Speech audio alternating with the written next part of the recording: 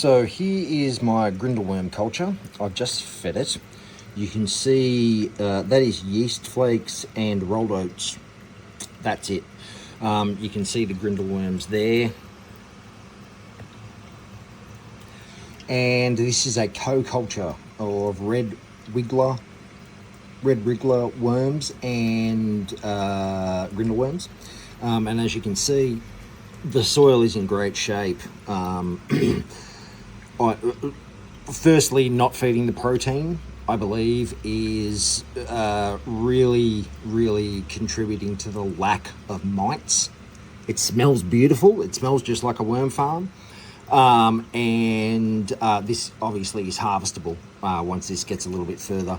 This is what's called in the commercial vermiculture a wedge farming system. So you feed the face and it feeds forward. And you'll see where I've started the monoculture next that I'll show you. But it's as simple as that. I don't even mist that. You can if you like, I don't. They start at the edges and work in, and it kind of stops it from going rancid, the food, that is. Yeah. This is the start of the Grindal worm monoculture. Again, same food. I am not feeding them anymore at the moment because it looks there's a little bit of excess food in there that you can see they're working on.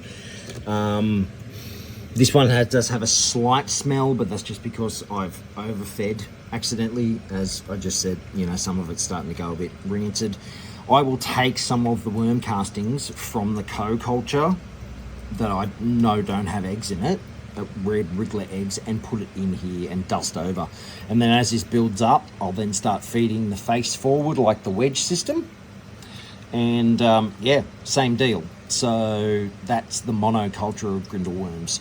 I find that the red wrigglers, they do go through a little bit more food, but the food is that cheap that it doesn't matter.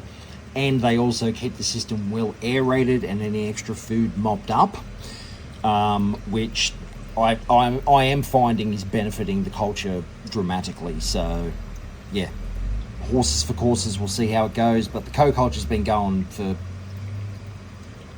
10 or 12 weeks now like that, and has been beautiful. And you can see the quality of the castings and the bedding they're living in.